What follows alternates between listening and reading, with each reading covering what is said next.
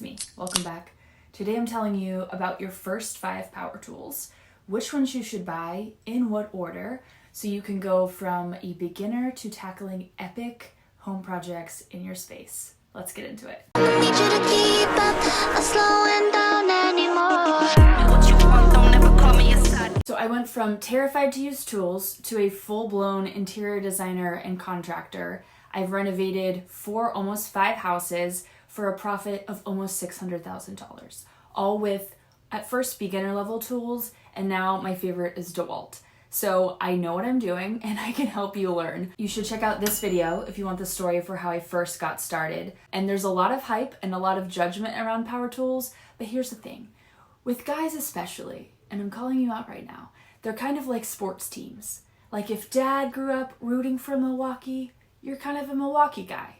My dad had DeWalt. It's like, pick the color that you want. Most of them are essentially the same. If you're not using them every single day and you're not a professional, you're not gonna notice all the little differences.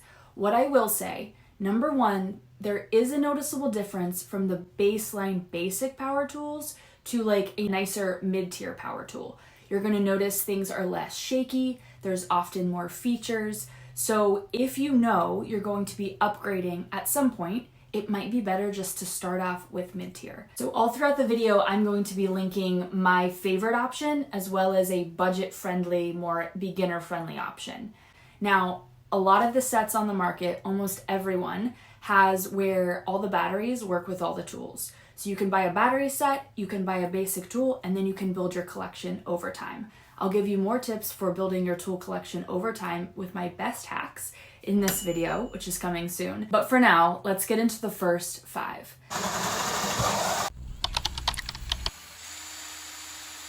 So number 1 is gonna be a drill. This tool is your foundational, most essential power tool because it's gonna help you on almost every project. From changing out hardware on a dresser, to installing drywall anchors so you can hang your gallery wall, and building epic DIY built-ins, you're gonna need a drill for almost every project. And this is my favorite one. I will be linking these all throughout the video and in the description. So there's actually 3 different kinds of drills. So make sure you get the first one to start, which is going to be a drill/driver. There's also an impact driver and a hammer drill. Those are a little more serious, and for the most part, you're not gonna need them. A drill driver means that it can go forward and backwards, it can drill holes or drive screws, which is the 2 main things you're going to be doing for most projects. I like a drill with a light because it helps when you're in cramped spaces just to help illuminate your project. And interchangeable batteries are amazing because you can put in bigger batteries for longer life or smaller batteries if you're on the go. So this one has been my favorite for years now, and it's really durable. I've dropped it a million times and it's still working perfectly. It is my favorite because it's smaller. So if you're not super strong, it's a really good size and it has really good power. It's lightweight, it's easy to use, easy to learn, and it has all the essential features. For a budget-friendly option, I like this one from Ryobi. It was my first drill ever and I built some pretty epic things with it, and it does everything you need it to do. So if you want a more approachable price point, I'd go with that one. With the drill, you want to make sure you don't need a key for the chuck because that's just annoying. Most of them don't have that anymore, but just in case. We want cordless because it's so annoying to have to plug in an extension cord, way easier to have batteries. And if you're looking for a mid-tier one, you want to go with brushless. It's a feature of the motor that's just going to help everything last longer. So you can get that one if you can. Here's how you're going to learn to use it. Number 1, get a set of 4 snare bits. These are way easier to use than paddle bits or other bits you have to balance, and they drill really, really clean holes. So it's ideal for a beginner woodworker and any kind of finish woodworking you're gonna do. So you need those.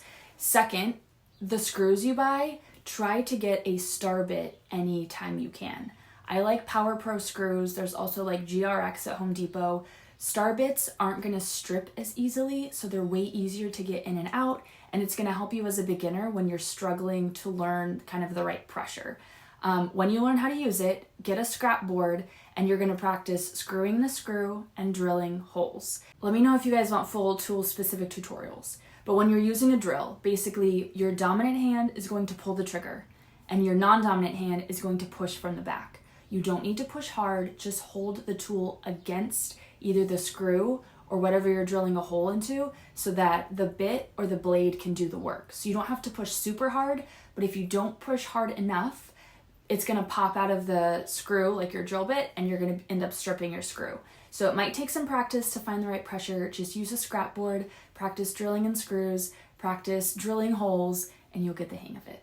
I will also link my beginner power tool guide in the description. This guide has all of these tools, lots of tips and details for each one, a whole section about safety basics when using power tools, tips for how to build your tool collection and how to find things for cheap, and so much more. So that's in the description box below. That's an essential. It will help you get a solid foundation when you're just starting out with power tools. Tool number 2 that you need is a miter saw. This is probably the most beginner-friendly saw because it's on an arm and on a hinge. So you don't have to worry about steering it. You're just gonna pull it out, turn the blade on, push it all the way down, and then push the blade all the way back. There's also a fence or kind of like a guard at the back that you line your wood up on, and everything stays pretty securely in place. So if you're just starting out, I would get a 10-inch miter saw. It's a really good, like in the middle size that's gonna help you tackle most projects. 12 inches is way too big and can be hard to handle. And anything smaller is mostly for trim work, so there's gonna be cases where it's not big enough. For miter saws, this is my very favorite one. I got it more recently, like within the past couple years, and I have loved it. It's been a game changer. And then this is the one that I had for, I wanna say 3 years before that. I built some epic things. And I also created, out of an old dresser, a miter bench. So it's basically where you attach the miter saw to the top, and then you build like a little ledge so that it's really easy to make cuts. I used a thrifted dresser that I got for so cheap, and it has built-in storage in the bottom for screws and all kinds of stuff. Put it on some caster reels. And if you want that full tutorial, check it out here. Now, the 2 things that we need. Number 1, look for a compound miter saw. That means that you can do miter cuts, which that's where the blade rotates at an angle side to side, or beveled cuts, so the blade rotates at an angle up and down. And you can do both of those at once, which you will need to do if you're cutting crown molding. But aside from that, you're probably not gonna be doing that as a beginner. It's just nice because even if you're making really simple projects, you have every movable option, and the price difference for a compound miter saw isn't that much different from one that just rotates side to side. So it's just good to invest in that off the bat. Okay, the second thing we're doing when we get our saw is to change the blade. I always change my blade to a fine cutting blade. This is because most of the projects I work on aren't big framing projects where we can rough cut the lumber. I want my cuts to be smooth. I don't want a lot of splintering or tear out. So I switch it to a fine tooth blade, which has more teeth. This is my favorite one to use, and they last a really long time, so it's a really good investment. So that's the secret to miter saws. As we go along, let me know which of these tools you already have and which one is your next investment.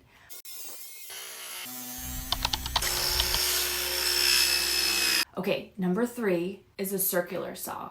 So this is a saw that is not on a hinge or an arm, and you can use it to cut down plywood, cut down really all kinds of things. This is gonna help you if you're doing something like building built-ins. You're gonna need a saw that you can like direct and steer for those cuts.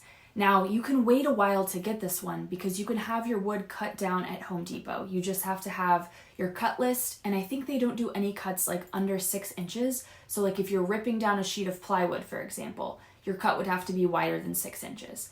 But you can just have them do it until you feel confident to invest in this tool and try it.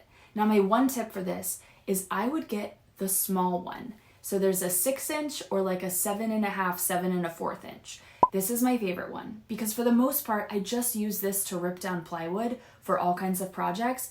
You can adjust the blade depth, and you want to do that based on the material you're using. So you can have it go down just a little bit for cutting plywood or lower if you're going to cut things like 2x4s.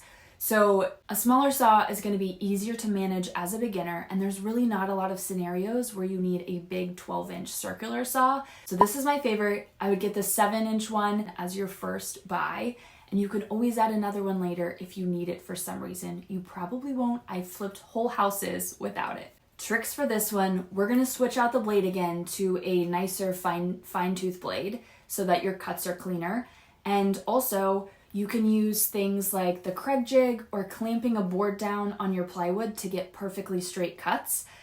If you're like me, sometimes you just draw a line and cut it and try to trace it and hope for the best. But if you need things really exact because you're building built-ins or you want to be really precise, those are two accessories that can help you cut really straight cuts really easily as a beginner. If you're still here, that means you're having fun and you should hit that subscribe button, because then I can teach you how to use these tools once you have them to build epic home projects. So hit that button down below and let's keep going.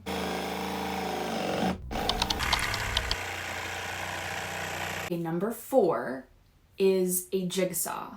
Now a jigsaw is what you're going to be using to make curved cuts, or for projects like if you're installing wall paneling and you need to cut out like around the outlet, a jigsaw is going to help you do that. Jigsaws have interchangeable blades and different blades for the material you're cutting. So different blade for wood, or if you want to cut metal, like every time I make these little shelves, I do these like metal straps across the front, and I use my jigsaw to cut them because I have a metal blade that swaps in and out really easily. So this is my favorite. And then if you want a budget-friendly option that's a little more affordable, this one's really great too. The biggest difference I noticed between the two of them is the vibrating. So with the Ryobi one, there's a lot more like vibration and oscillation, which if you are a beginner, it can be harder to hold your tool steady to get a straight cut, versus the DeWalt one's a lot smoother because it can go at a much higher speed and has more power.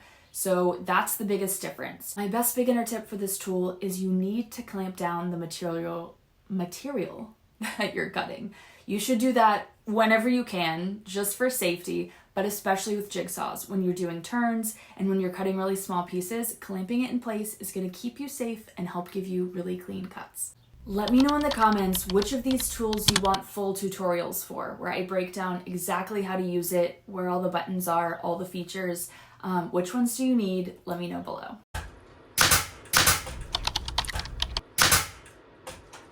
And last up we have the nail gun. Nail guns are fun, and I used to play a really mean trick when I taught power tool workshops, and I would take the battery out of the nail gun and I would stand up and be giving my spiel about power tools before class starts, and I would press the nail gun into my hand and pull the trigger and pretend it shot me and jump and scream, and just the pure fear in everyone's face. But I would say, feel that fear. That is here to keep you safe. It's not here to hold you back. And you realize, well, it would help me as a teacher realize who was the most scared and who I needed to spend more time with on fear versus on just like basic, here's how you use it. And that moment when I would explain to someone one-on-one how to use it, watch the sheer horror in their face, and then they pull the trigger, shoot a nail, and it would be instant like, oh, I can do this. And you'd see their whole composure would change from like, oh my gosh, to like, what? That's it? Like, I can do this. And that's when I was like, that. Whatever that moment is, that's what I'm here to do. Nail guns are so much fun. They're a way to attach things, whether it's paneling on a wall, a face frame to some built-ins, or things onto furniture you're building, that lets you have teeny tiny holes that you can easily fill and hide where the joints are. So if you don't have a nail gun, you're probably going to be using trim screws, which are screws that have a teeny tiny head at the top that you can screw in and then fill so that they're invisible. But nail guns just make it so much easier to fill in the tiny holes so you don't see them. There's 2 decisions you need to make when investing in a nail gun. Number 1, the gauge. So this is how large the nail is. So you have 16, 18, 20, I think maybe up to 22. The smaller the number, the larger the nail. So for the most part, I just use an 18 gauge nail gun. It's a great middle of the road option, and you can use it for almost anything you need. 16 I find to be kind of too big, and for most of those scenarios, I'm gonna use screws, like trim screws instead. And pin nails, I use sometimes when I'm doing headers and trim because they're teeny tiny, and you can fill it in like almost with paint can fill it. You won't see them at all. But for the most part, when I'm using those, I'm using wood glue too. So if you want something that's gonna hold things together on its own, 18 gauge nail gun is the way to go. So this one's my favorite. I've been using it for years, and I also started out with this one, which got me through so many projects, and I still have it, and I still use it occasionally when the other one jams. That's the second thing. You're going to have to decide if you want a pneumatic nail gun or a battery powered nail gun. So pneumatic means there's a hose attached with pressurized air, and the pressurized air is what drives the nail. These work so much better than the battery powered ones. They don't jam as often, they drive your nails, you can adjust the pressure. I was really scared of these at first because I was scared of air compressors, honestly. But then I found a teeny tiny air compressor from Ryobi that's super portable, easy to use. I teach you how to use it in this video, and that's what changed the game. I switched over to pneumatic, and I've loved it ever since. It's also nice because you can use the air compressor for a lot of other things as well. So when it comes to air compressor pneumatic nail guns, this one is my very favorite. It has not jammed one time. It is amazing and so easy to use. And then this would be my budget-friendly option. So the other thing with nail guns is you can actually change the length of nail you're using. So depending on your material, you can use, 2-inch nails or little bitty baby 1/2 inch, 3/4 inch nails. So you want to make sure you're using the proper length of nail for the job, and you want to make sure you're regulating the pressure, which means adjusting it to around 90 psi. And you also want to make sure to disconnect the tool and empty the air tank after every use, because pressurized air is wet, it has condensation, and it will rust your tool over time. So disconnect your tools, empty your air tank after every single use. Battery powered nail guns, they jam 1,000,000% more times. I don't know if that's a thing. 1,000,000 more times than the pneumatic ones. It's not a big deal. The jams are pretty easy to clear. They're just annoying to have to deal with. So pneumatic for me, every day, all day. But if you're just starting out, you don't want to invest in an air compressor, honestly, the battery power ones, they will work. And you will learn how to clear a jam, and you can still build amazing things. They're still worth it, I promise. But pneumatic's better if you're going all in and investing in something that you know is just going to be good from day one and last you decades. Here's what we're doing next. Number 1, you're going to tell me down below which tool you're excited to buy and which tool you need help learning how to use. Number 2, you're going to hit the subscribe button down below so you stay in the loop when I post fun projects and more tool tips just like this. And number 3, next, you're going to watch this video about how I got started with power tools. It's from a couple years ago, and it's me recounting my journey of going from scared to getting into them, and that might help you feel confident too. And if you're already solid and not scared, I have more videos in the playlist below that you can check out to help you. See you next time.